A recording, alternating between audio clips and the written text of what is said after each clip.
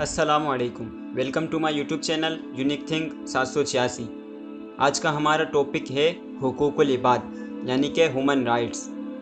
معاشرے کا چین و سکون، تعمیر و ترقی، فلاح و بہبود، اس میں بسنے والے افراد کے اخلاق و کردار کی حفاظت اور باہمی تعلقات کی مضبوطی حقوق العباد ہی کے مرہون منت ہوتا ہے۔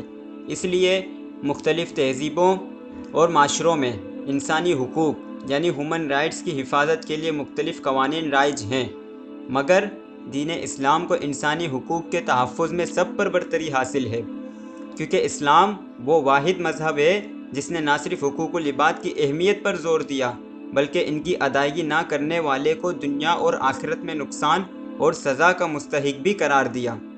حقوق العباد کو جس قدر تفصیل و تاکید سے اسلام نے بیان کیا ہے، یہ اسی کا خاصہ ہے۔ ان حقوق میں والدین، اولاد، زوجین یعنی ہسبینڈ وائف، رشتہ دار، یتیم، مسکین، مسافر، ہمسائے، سیٹ، نوکر اور قیدی وغیرہ کے انفرادی حقوق کے ساتھ ساتھ دیگر اجتماعی و معاشرتی حقوق کا وسیع تصور بھی شامل ہے۔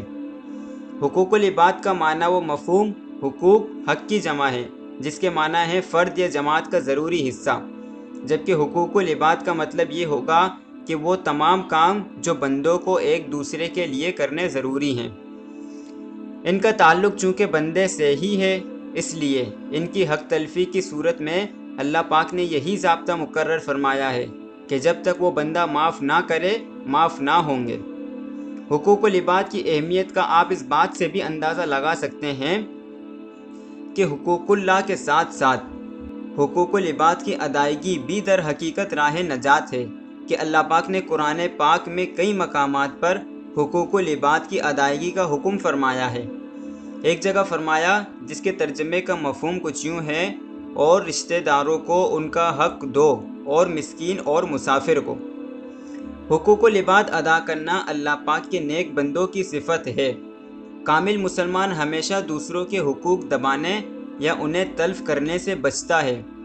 ہمارے پیارے نبی محمد عربی صلی اللہ تعالیٰ علیہ وسلم کا فرمان ہے: مسلمان کی سب چیزیں دوسرے مسلمان پر حرام ہیں، اس کا مال، اس کی آبرو اور اس کا خون۔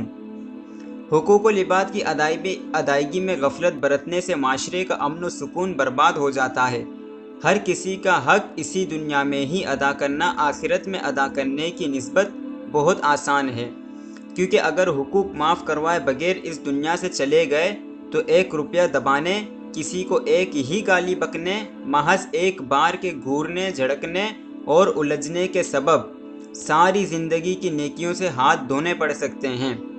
مزید یہ کہ صاحب حق کے گناہ بھی سر ڈالے جا سکتے ہیں، جیسا کہ ہمارے آخری نبی صلی اللہ تعالیٰ علیہ وسلم کا فرمان ہے کہ جس کے ذمے اپنے بھائی کی عزت یا کسی اور شے کے معاملے میں ظلم ہو، اسے لازم ہے کہ قیامت کا دن آنے سے پہلے یہیں دنیا میں اس سے معافی مانگ لے، کیونکہ وہاں یعنی روز محشر اس کے پاس نہ دینار ہوں گے نہ درہم۔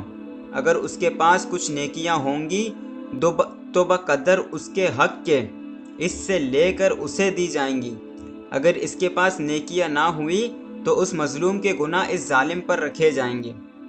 ہمیں چاہیے کہ حقوق العباد سے متعلق اسلام کی عطا کردہ روشن تعلیمات پر عمل پیرا ہوں اور حق تلفی کی اس دیمک کا خاتمہ کریں جو ہمارے معاشرے کی بنیادوں کو بوسیدہ کر رہی ہے۔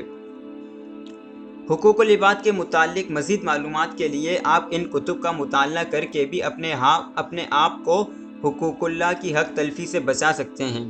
اللہ پاک ہمیں لوگوں کے حقوق ادا کرنے کی توفیق عطا فرمائے اور حقوق العباد کی حق تلفی سے بچائے، آمین۔ اگر آپ نے ہمارا چینل اب تک سبسکرائب نہیں کیا تو چینل کو سبسکرائب کر کے بیل آئیکن کے بٹن کو پریس کیجئے۔ اپنا اور اپنے پیاروں کا بہت سارا خیال رکھیے۔ اللہ حافظ۔